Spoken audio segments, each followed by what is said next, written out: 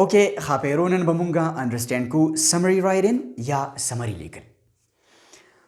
کو چېرې تاسو خپل فرست ایئر او سیکنډ ایئر د هغې ایګزامز ته وګورئ نو په هغې کې تاسو له یو کوېسچن درکړی چې رایټ ډاون د سمری آف دیټ لیسن، یعنی یو لیسن یې تاسو له درکړی چې د دې لیسن تاسو څه وکړئ سمری تاسو ولیکئ.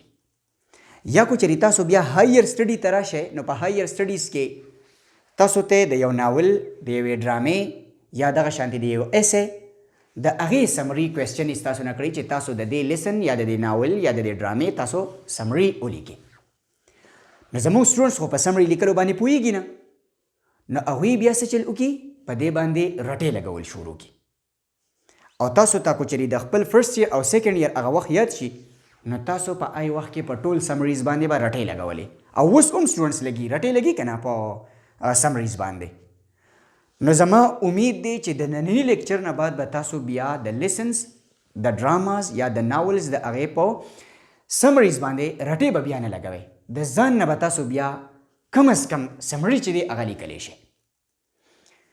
اول ځان په دې لفظ باندې پوه کړئ چې وټ از مین بای سمري. د سمري نه مراد څه دی یا د سمرۍ نه مراد څه دی؟ ګورئ سمرۍ ته په اردو کې ویل کېږي خلاصه، او موږ ورته په پښتو کې هم څه وایو خلاصه ورته وایو. یعنی یوه غټه سټوري یوه غټه کیسه تاسو ته بیان کړې شوې ده او هغه غټه کیسه تاسو په یو څو لفظونو کې بیان کې په یو څو سنټنسز کې بیان کې نو دغې ته مونږ خلاصه ورته وایو. لږ نور په سمپل الفاظو کې په تاسو پوه کوم. تاسو له یو سبق درکړی دی، ډېر شي خبرې په هغې کې شوي دي او هغه ډېر شي خبرې تاسو په یو څو جملو کې بیان کې په یو څو لفظونو کې بیان کې نو دې ته مونږ وایو خلاصه او په انګلیش کې ورته وایي سمري. ای ګلابه د بني اسرائیلو هغه غواتې نه مه جوړوه. سمپل خبره دا ده چې تاله ډېر شي خبرې درکړی شوي دي، یو غټ سبق درکړی شوی دی او د هغې ته نچوړ بیان کې هغه ته په یو څو سنټنسز کې بیان کې نو دغې ته به مونږ وایو خلاصه یا ورته په انګلیش کې ویل کېږي سمري. پوه شوې په دې باندې؟ زه تاسو ته دلته کې رولز ایکسپلین کم که نه نو بیا به تاسو په خپله ولیکئ او د هغې لیکلو نه بعد چې دی بیا به تاسو په دې خبره باندې بالکل 100% کلیر شئ چې سمري څه ته وایي. اول تاسو د دې سمري د لیکلو دا رولز دي دا یې پرنسپلز دي په دې باندې ځان پوه کړئ. ټیک ده؟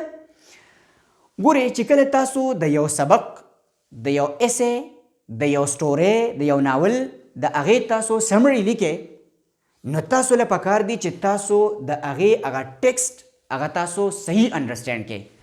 یعنی تاسو له چې کوم سبق درکړی دی تاسو په هغې باندې ځان بالکل پوه کړئ، فولي هغه انډرسټینډ کړئ. نو تاسو ته به بیا د هغې سمري لیکل چې هغه اساني. چې کله تا ته ټیکسټ انډرسټینډ شو ته په دغې سبق باندې پوه شوې، د دې په لفظونو باندې پوه شوې، نو د هغې نه بعد داسې چل وکړه چې په دې کې کوم مین پوینټس دي نو هغه څه که هغه انډرلاین کا، هایلایټ یې کا، هغې ته نښه وکړه. په سبق کې ډېر شي خبرې ورکړې شوي که نه، خو چې کوم پکې امپورټنټ خبرې وي نو تاسو څه چل وکړئ هغه پکې څه کوئ هغه انډرلاین کړئ. کوم امپورټنټ سنټنسز چې دي یا امپورټنټ پوینټس چې دي نو هغه څه کوئ هغه انډرلاین کړئ، هغې ته نښه وکړئ یا هایلایټر پرې د پاسه راکاږئ. بیا دې چل وکړه چې تا ته کوم مین پوینټس پکې مخې ته رالو نو هغه مین پوینټس چې دي هغه په خپلو لفظونو کې ولیکه په یو پیراګراف کې، مطلب هغه په یو پیراګراف کې ارینج کا. تا پوینټس ځان ته نوٹ کړو چې دا پوینټس په دې کې اهم دي نو د هغې رایټر هغه لفظونه مه لیکه، په خپلو لفظونو کې دغه ارینج که دغه پوینټس او یو پیراګراف چې دی هغه ترنه ولیکه. خو ګورئ ګلابه یاد ساتئ چې کله تاسو پیراګراف لیکئ یعنی دا پوینټ چې تا کم انډرلاین کړي دي او د دې نه ته پیراګراف جوړئ لیکئ، د دې نه پیراګراف خپل سمري لیکئ نو د هغې دپاره ته څه چل کوه سمپل ورډز استعمال کا. چې کله ته خپل لفظونه استعمالئ نو څه چل کوه سمپل لفظونه چې دي هغه استعمال کا، آسان لفظونه چې دي هغه استعمال کا. اوس تا پیراګراف ولیکو په خپل لفظونو کې دې هم ولیکو نو ته داسې په انګلیش کې تیسمار خان یې چې بس تاله ټول انګلیش درځي تا بالکل په یو پړک کې دی پیراګراف چې دی هغه صحیح ولیکو. نه، ستانه به لازمي د سپیلنګ مسټیک چرته شوي د ګرامر مسټیک به دنه شوي یا به د یو آیډیا مخکې لیکلي بله به د وروستې لیکلي ارینجمنټ کې به دنه غلطي راغلي په اډر کې به دنه غلطي راغلي نو څه چل وکړه چیک مسټیکس سپیلنګز یا ګرامر د هغې ګرامر او دغه د سپیلنګ دا مسټیکس یا پنکچویشن مارکس ستانه چې کوم غلطۍ شوي هغه غلطۍ چې دي هغه نوټ کړه چې په کوم کوم ځای کې ستانه غلطي شوې ده نو هغه غلطي لرې کړه تېنه او څه چل وکړه رایټ د فاینل سمري او بیا د هغې نه بعد فاینل سمري چې دی هغه ولیکه دا ستاسو د سمري د لیکلو دپاره رولز دي دا سمري د لیکلو دپاره پرنسپلز دي تاسو ورته ټیکنیکس وایې هر څه ورته وایې په دې طریقه باندې به تاسو د یو لیسن سمري چې دی هغه به تاسو لیکئ اوس صاحبانو کو چېرې تاسو وګورئ نو داسې خو تاسو ته رولز به راټکئ در کمې پورې چې تاسو په دې باندې په خپله باندې پراکټس نه کړئ نو دا تاسو ته نه یادېږي نو اول زه تاسو ته د فرست ایئر د یو لیسن د هغې سمري لیکم په یو ځای باندې لیکو ټیک ده د هغې نه بعد به بیا تاسو څه کوئ یو لیسن به راخلئ او د هغې سمري به بیا په خپله باندې لیکئ چیک پې کوو نو بیا به تاسو ته بالکل هیڅ قسمه څه پرابلم نه وي یو دوه خبرې د خپل سوشل میډیا د سټوډنټس دپاره کول غواړم چې کوم سټوډنټ زما د یوټیوب باندې لیکچرز ګوري یا په ټیک ټاک باندې ګوري نو ګورئ ګلابه تاسو چې کله لیکچر وکتو د لیکچر د کتو نه بعد ځاله سمري ولیکئ هغه سمري چې کومه ده هغه خپل ټیچر له ورکئ چې ستاسو د انګلیش څوک ټیچر دی یا د انګلیش کم لیکچرر دی هغه له ورکئ او هغه ته ووایئ وی سر دا چک کړئ په دې کې چې زما نه کمې کمې غلطۍ شوي دي نو هغه ماته مخې ته کېده چې دا غلطۍ تا کړي دي او دا ماته ټیک کړه چې زه بیا دوباره دا غلطۍ نه کوم دویمه خبره د دې سره دا ده چې کو چیرې تاسو یوه سمري ولیکله او تاسو وایئ چې بس ما له خو سمري اوس راځي نو دا خبره غلطه ده ستا چې څومره هم لیسنز دي د هغې لیسنز په هفته کې اول ریډینګ وکړه او بیا د هغې په بله ورځ باندې سمري ولیکه نو دغه شانتې د ټول لیسنز تاسو سمریز ولیکئ بیا به تاسو د ایگزامینیشن په حال کې کنفیوز نه یې تاسو به په خپله باندې سمري لیکلی شئ ښه اوس داسې وکړئ که نه صاحبانو چې مونږ راځو خپل لیکچر له ګورئ بغندیانو زه تاسو ته اول په پښتو ژبه کې یوه کهاني درته کومه یوه کیسه درته کومه یو ستوري درته وایم هغه په غور سره واورئ بیا د هغې نه بعد درته په پښتو کې د هغې سمري د هغې خلاصه درته وایم نو چې بیا تاسو د انګلیش د لیسن د سمرۍ له راشئ نو تاسو ته به بیا هېڅ قسمه څه پرابلم نه وي غوږ کېدې اول په کیسه باندې بالکل ځان پوه کړې یو لفظ ته غوږ کېدې زه سحر وختي راپاڅېدم چې په هغې دوران کې بانګیانو بانګونه وي او سپو چې دی هغوی غافل ما موبایل فون راواغستو چې ومې کاتو نو تقریبا 5:30 بجې وې خو چې څنګه مې سر د کمبل نه یا د بړستنې نه راوباسو نو یخني ډېره زیاته وه نو ما سر دوباره پټ کو او مطلب ډډې مې نه لګېدې چې زه راپاسم خو ما وی یاره هسې نه مونځ رانه قضا شي نو بس څه په نازړه سره راپاڅېدم اوبه مې په راډ کې کېښودې چې اوبه ګرمې کړمه ځکه چې اوبه ډېرې زیاتې یخې وې نو په دغې دوران کې بجلي لاړه اوس چې بجلي لاړه په یخو اوبو باندې اوس اودس کول دي خو مونځ رانه قضا کېده نو په یخو اوبو سره مې اودس وکړو اوس چې کله ما په یخو اوبو سره اودس وکړو راووتم رپېدم ځان مې زر زر وچ کو په تولیا باندې ټوپۍ مې په سر کړه او مونځ ته ودرېدم بیا چې کله ما مونځ وکړو نو د مونځ نه بعد یو اوږده دعا چې ده هغه مې وکړه او د خدای نه مې ډېر څیزونه پکې وغوښتو د هغې نه بعد مې لږ تلاوت وکړو د تلاوت نه بعد بهر ته ووتم چې ووتم نو چونکې یخه هوا چلېده نو ماسک مې واچو د هغې نه بعد پکول چې دی هغه مې په سر کو مفلر مې د ځان نه تاو کو کوټ مې واغوستو جرابې مې پخپو کړې او بهر طرف ته ووتم چې سین وګورم چې مطلب څنګه سهار چې دی څنګه لګي ټیک ده چې بهر ته څنګه ووتم نو مرغو چې دی هغه چغارې شروع کړې وو برډس چې دي مرغۍ چې دي هغه الوتې رالوتې دغه شانتې بالکل لا تیاره وه. خو چې ما کله وکاتو نو هغلته کې په مقبره کې ما ته داسې څه هلچل چې دی هغه په نظر باندې راغی چې مطلب څوک په دې مقبره کې ګرځي. چې ومې کاتو نو ما وی چې یاره دا څوک دی، په دې سهر کې څوک کیدی شي چې دلته کې راځي او په مقبره کې دوره وخت دی. چې ومې کاتو نو هغه ما ته یوه زنانه په نظر باندې راله. بیا چې لږ لږ خیال مې وکړو نو دوه درې زنانه نورې په نظر باندې رالې. خو دا تیاره چې دا لږه لږه کمېده، مطلب رڼا کېده لږه لږه، نو په دغې دوران کې ما ته پته ولګېده چې دا خو څه زنانه دي او هغه چې د دوی د کور څوک وفات شوي دي هغوی ته دعا کي او د هغوی د دعا دپاره دې مقبرې ته راغلي دي.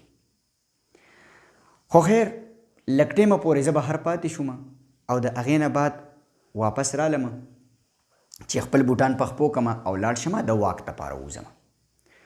نو ما اول یو جوړه بوټان په خپو کړو خو هغې راله خوند رانه کو، نو هغه دویم جوړه بوټان چې دي هغه مې په خپو کړو ځکه چې هغه لږ ګرم ګرم و، هغه مې په خپو کړو او دروازه مې تاله کړه او د هغې نه بهر د واک دپاره ووتم.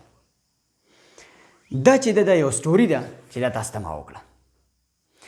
اوس تاسو که وګورئ نو په دې سټورۍ کې ما تاسو ته یوه اوږده کیسه مې درته وکړه، یو اوږده کیسه مې وکړه که نه، خو دا ټولې خبرې امپورټنټ نه دي. په دې کې اولنی پوینټ چې دی هغه څه امپورټنټ دی چې زه سحر وختي راپاڅېدم. یو پوینټ چې دی هغه پکې دا امپورټنټ دی. ټیک ده. دویم پوینټ چې دی هغه پکې کوم یو امپورټنټ دی؟ اودس مې وکړو. دریم پوینټ مونځ مې وکړو. څلورم پوینټ تلاوت مې وکړو. پنځم پوینټ بهر ته ووتم، لږ مارنینګ چې دی هغه سین چې دی هغه مې انجوی کړو. او شپږم شوز مې په خپو کړو او ځان له د واک دپاره بهر ته ووتم. دا خبرې چې دي دا پکې امپورټنټ دي. دا د دې ټولې کیسې چې دي دا سمري شوه. دغه پوینټس چې دي دا ما چې کوم پوینټس ووي دا راجمع کړئ، اوس یې په سیکوینس سره ووایئ. زه سحر وختي راپاڅېدم، اودس مې وکړو، مونځ مې وکړو، د قرآن مجید تلاوت مې وکړو او د هغې نه بعد بهر ته ووتم. مارنینګ دا سین چې دی، مارنینګ ویو چې ده هغه مې لږه غونته کې وکته. د هغې نه بعد خپل شوز مې په خپو کړو او د واک دپاره بهر ته ووتم. دا د دې روغې کیسې چې دي نو دا د هغې څه شو؟ خلاصه شوه، سمري شوه. اوس په دې باندې پوه شوې؟ ها اوس داسې چل وکړئ چې تاسو لیسن راوالی الانګ واک هوم یا الانګ واک هوم. او چې کوم سټوډنټس مونږ په یوټیوب باندې ګوري نو تاسو داسې چل وکړئ چې که ستاسو سره د فرست ایئر بک نه وي نو تاسو په ګوګل کې تاسو سرچ کې الانګ واک هوم ټیکسټ، نو تاسو ته به دغه سټوري چې کومه دا به تاسو ته راشي. اوس تاسو داسې وکړئ صاحبانو چې دا تاسو ریډ کړئ او په دې کې مین پوینټس چې دي هغه پکې انډرلاین کې هغې ته نښه وکړئ. د هغې نه بعد چې دی که نه زه تاسو ته سمري چې دی هغه بیا لیکم. ټیک ده؟ پوه کوم خو چې په دې کې کم مین پوینټس دي، خو اول تاسو په خپله په دې باندې ریډینګ وکړئ، ځان پې پوه کړئ، د هغې نه بعد بیا مخې ته راځو. ټیک شو؟ اوکې، تاسو د دې لیسن مین پوینټس ته اوس غوږ کېدئ. اول خبره خو دا ده چې دا سټوري چې ده نو دا د 14 کالو د یو ټینیجر چې د هغه نوم دی جیسن او د هغه پلار، دا د دوی په باره کې دا کهاني چې ده د دوی په باره کې ده. یو پوینټ پکې امپورټنټ دا شو. دویم پوینټ دا دی چې جیسن خپل پلار په ګاډي کې چېرته بوځي؟ د دوی د دې کلي نه لرې بل یو کلی دی، د خپل پلار په ګاډي کې هغې ځای ته بوځي او هغلته کې ډراپ کړي او دا واده ورسره وکړي چې زه به تا په 4 بجې باندې واپس د دې ځای نه پیک کوم. دویم پوینټ چې دی هغه دا پکې امپورټنټ شو. دریم پوینټ دا دی چې جیسن لاړ شي د فلمونو د کتو دپاره سینما ته او په ده باندې ناوخته شي، نو دی یریږي چې پلار ته به څه ووایم، کو رښتیا ورته ووایم نو پلار به مې راته وکارېږي، نو دی خپل پلار ته دروغ ووایي.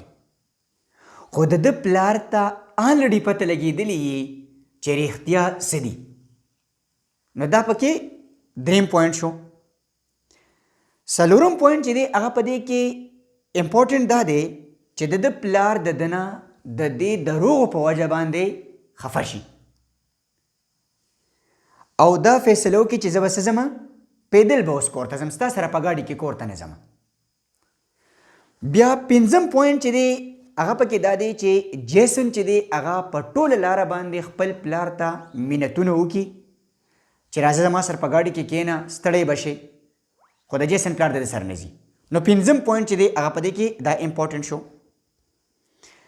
بل پوینټ پکې امپورټنټ دا دی چې جیسن کله خپل پلار په دې تکلیف کې وویني نو دی دا فیصله وکړي چې د دې ورځې نه بعد به زه چېرته خپل پلار ته دروغ نه وایم او هغه بیا په خپله زندګي کې چېرته هم خپل پلار ته دروغ ونه وایي. دا خبرې چې دي اوس دا تاسو په یو پیراګراف کې ولیکئ. دا د دې روغ لیسن چې دی دا د دې سمري شوه. شابهنرانو دا ولیکئ. په دې کې هېڅ ګران هم نشته، خو مین پرابلم زمونږ دا دی چې تاسو کار په خپله باندې نه کوئ. تاسو وایئ چې بس رټې مې ولګولې، په خپل ځان نه مې دومره ټک کار ونه کړی.